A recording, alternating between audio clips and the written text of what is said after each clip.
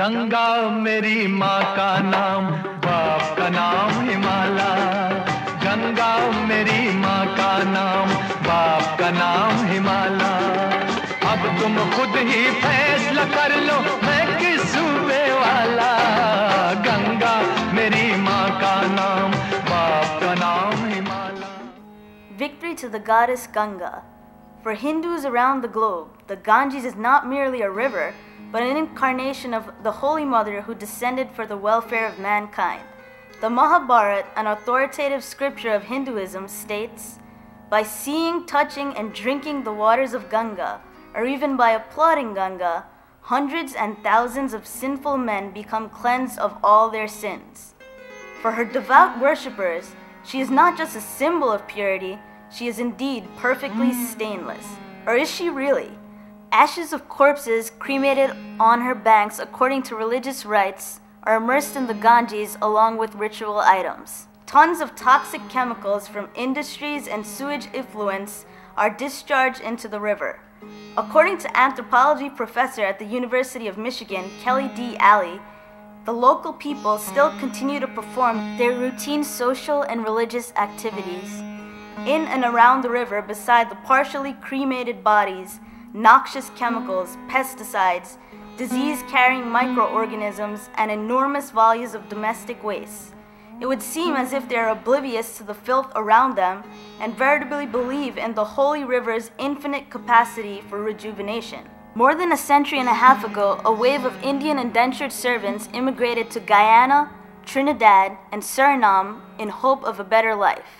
From the early 1960s, a subset of this group of Indo-Caribbean Hindus made their way to New York to pursue the American dream. Jawaharlal Nehru, the first Prime Minister of India, once stated that Mother Ganga, or the Ganges, is the embodiment of India. He further states that wherever Indians go, they take a piece of India with them, and this could not be truer. These Hindus, though far away from their motherland, maintain their culture and religious practices, especially their worship of Mother Ganga. Many make sacred pilgrimages to India to touch, see, or bathe in the holy Ganga. There they perform Ganga Puja by way of consecration of prescribed offerings. According to the Hindu belief, performing puja on the banks of the rivers goes hand in hand with seeing divinity in all of God's creations. For them, the river is God. The offerings made to Mother Ganga are reenacted on a daily basis in some parts of the world.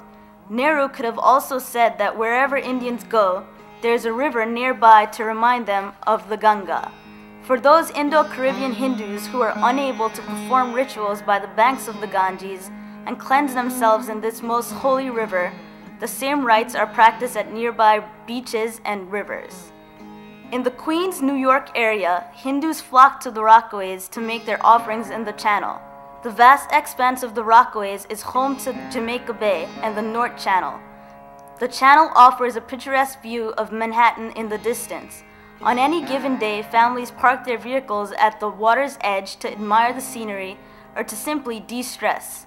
Jamaica Bay surrounds the Gateway National Recreation Area, a preserve containing a wildlife refuge known for its biodiversity.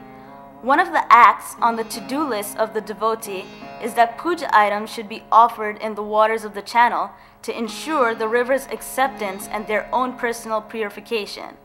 But depositing puja items in the waters of the channel has begun to attract the attention of authorities. The response has not exactly been pleasant. First of all, I would really love for folks in the viewing audience to know that this is a national park here, right at this site here today. Jamaica Bay is part of Gateway National Recreation Area, which is one of over 391 sites throughout the nation that have been set aside because they are considered national treasures. But as you can see right now, the bay is experiencing tremendous environmental problems. Offerings include flags, bamboo sticks, earthen lamps, flowers, icons, uncooked rice, dyes, photographs, copper pans, and an assortment of other ingredients. Many of these ritual items are not rapidly biodegradable and are detrimental to aquatic species, vegetation, and the natural chemistry of the water. This poses a serious environmental threat. Many Hindus are now working arduously to eradicate the negative views of Hinduism based on ecologically destructive habits linked to rituals. First impression I got was sheer disgust at seeing how our Hindu people are thinking that they are doing something religious. And I view this, if you can just point the camera to this stuff here. I think that this is not religious, it becomes literally sacrilegious. While some are writing papers and directing films on the topic, others are physically picking up floatables and items left on the banks of beaches. Hoping to prevent further conflict, the Hindu Federation of Mandirs, based in Queens, New York, spearheaded a major cleanup campaign at Jamaica Bay on April 10, 2009. What exactly did they find? Again, on September 26, 2009, the Hindu Federation of Mandirs organized a group of about 50 volunteers from the Richmond Hill community to clean up the beaches. More than a half of these volunteers included youths from the Sri Trimurti Bhavan, a temple in Queens known for empowering young children and promoting cultural identity. The volunteers started their commendable mission at the break of dawn, and by the time they left, had collected more than 100 bags of garbage. The Federation of Hindu Mandirs is working with members of the National Park Reserve and the hundreds of thousands of Hindus in New York to find an environmentally friendly and spiritually acceptable solution. Community activists and priests understand that education is key, and many are working ardently to prevent environmental degradation. Pandit Chinowal Narayan, prominent priest from Queens, New York, recently commented, "Hinduism has always advocated the protection of the environment and the accord between man and Mother Nature, especially when it comes to living a spiritual life, which we believe should not be at the expense of her endangerment, but rather in conformity with her laws. There does not have to be a conflict between Hindu ritual practices and environmental protection." Many Hindus who were once reluctant to change their deeply rooted practices are now aware of the consequences of depositing non-biodegradable material into the waterways of the world.